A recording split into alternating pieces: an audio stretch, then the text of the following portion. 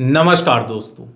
कल्पना कीजिए आप गहरी नींद में सो रहे हैं। बाहर सन्नाटा है और अचानक से आपकी आंखों में तेज जलन शुरू हो जाती है, जैसे किसी ने जलती हुई लाल मिर्च आपके आंखों में डाल दी हो। सांस लेने की कोशिश करते हैं लेकिन फेफड़े साथ नहीं देते। गला सूखने लगता है।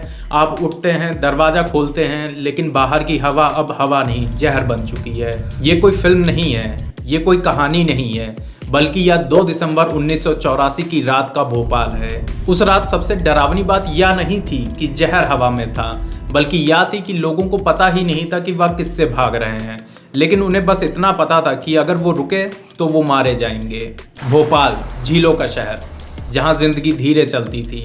लोग मेहनत करते थे, सपने देखते थे, परिवार पालते थे। उसी शहर के बीचों बीच एक फैक्ट्री थी, नाम था यूनियन कार्बाइड। लोगों को बताया गया था कि यह कंपनी रोजगार लाएगी, तरक्की लाएगी, भविष्य बेहतर बनाएगी। लेकिन इसी फैक्ट्री के अंदर रखा हुआ था एक ऐसा केमिकल जिसे दुनिया के सबसे खतरनाक केमिकल्स में से गिना जाता है। नाम है मिथाइल आइसोसाइनेट, यानी MIC।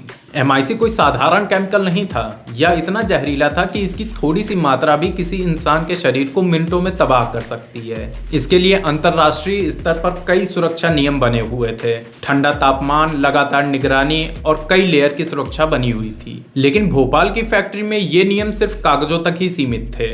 समय के साथ साथ कंपनी का प्रॉफिट कम होने लगा और एक्सपेंसेस कम करने के ऑर्डर्स दिए गए। एम्प्लॉयज के ट्रेनिंग सेशंस कम कर दिए गए। सिक्योरिटी सिस्टम्स बंद कर दिए गए क्योंकि उन्हें चलाना महंगा पड़ रहा था। अलार्म सिस्टम काम नहीं कर रहा था। गैस स्क्रबर खराब हालत में पड़ा हुआ था। फ्लेयर टावर भी डिसेबल पड़ा हुआ था। वार्निंग्स दी गई थी। इंजीनियर्स ने खतरे की बात कही थी। रिपोर्ट्स बनी थी। छोटे छोटे हादसे हो चुके थे, लेकिन हर बार बस इन चीजों को यही कहकर टाल दिया जाता था कि कुछ नहीं होगा। फिर आई 2 दिसंबर 1984 की वो रात के करीब 12:30 बज रहे थे। फैक्ट्री के टैंक नंबर 610 में अचानक से केमिकल रिएक्शंस शुरू हो गईं। टैंक का तापमान तेजी से बढ़ने लगा। टैंक के अंदर का प्रेशर बहुत ही तेजी से बढ़ गया था। सिक्योरिटी सिस्टम्स काम नहीं कर रहे थे और देखते ही देखते कुछ ही मिनटों में टैंक से जहरीली गैस बाहर निकलने लगी। लगभग 45 टन MIC गैस बिना किसी रोक के हवा में फैल गई थी। ठंडी हवा के साथ यह गैस फैक्ट्री की दीवारों को पार करते हुए भोपाल की बस्तियों में घुस गई थी। लोग सो रहे थे, किसी को चेतावनी नहीं दी गई। सायरन बजा भी था, लेकिन कुछ ही देर में उसे बंद कर दिया गया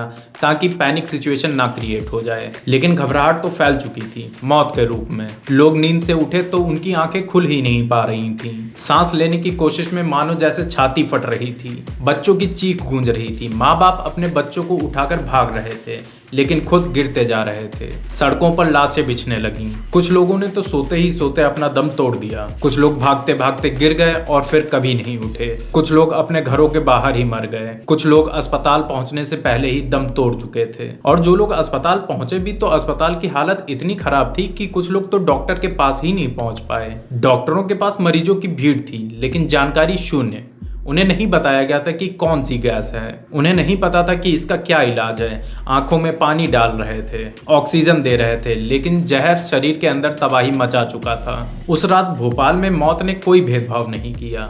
अमीर गरीब नहीं देखा, बच्चा बूढ़ा नहीं देखा। सरकारी आंकड़े कहते हैं कि कुछ हजार लोग ही मरे, लेकिन सच तो ये है कि हजारों लोग तो उसी रात मर गए और लाखों लोग धीरे धीरे मरते रहे। किसी की आंखों की रोशनी चली गई तो किसी के फेफड़े हमेशा के लिए खराब हो गए। किसी किसी के शरीर में तो इतनी कमजोरी आ गई कि वो वापस कभी खड़े तक ना हो सके। और यह सब यहीं पे खत्म नहीं हुआ, बल्कि उस समय जो बच्चे अपनी माँ के पेट में थे वो भी सुरक्षित नहीं थे और आने वाली पीढ़ियों में जन्मजात बीमारियां बढ़ने लगीं, जैसे विकलांगता, मानसिक समस्याएं, कमजोर शरीर एक्स्ट्रा। एक पूरी पीढ़ी उस रात की सजा भुगतने लगी। अब सवाल उठता है कि आखिर उस रात का जिम्मेदार कौन था? यूनियन कार्बाइड कंपनी, कंपनी की लापरवाही, कंपनी के ऑफिसर्स, या कंपनी का लालच, या उस समय की भोपाल की सरकार? कंपनी के उस समय के CEO वॉरेन एंडरसन कुछ समय के लिए भारत आए।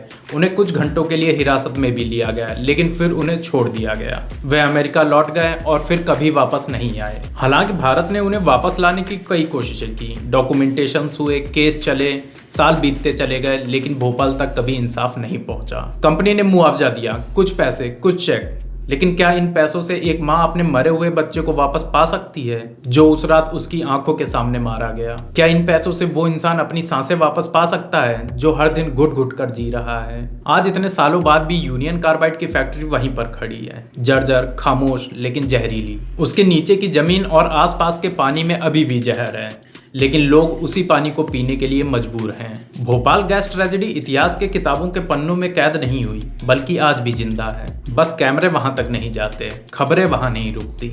एक सवाल आज भी भोपाल की हवा में तैर रहा है कि ये हादसा अगर अमेरिका या किसी और डेवलप्ड कंट्री में हुआ होता तो क्या दोषियों को ऐसे ही छोड़ दिया जाता?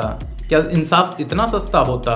भोपाल की वो रात हमें यह सिखाती है कि जब प्रॉफिट्स को इंसानों की मौत से ऊपर रख दिया जाता है तो हादसे नहीं होते, तो कत्ले आम होते हैं। भोपाल कोई हादसा नहीं था, वह एक सोची समझी लापरवाही का नतीजा था। वह एक चेतावनी थी। और सबसे डरावनी बात यह नहीं है कि यह हादसा हुआ, बल्कि यह है कि इस हादसे से हमने कुछ सीखा नहीं। और अगर हमने नहीं सीखा तो अगली भोपाल कहीं और किसी और रात फिर से हो सकती है। बहुत बहुत धन्यवाद।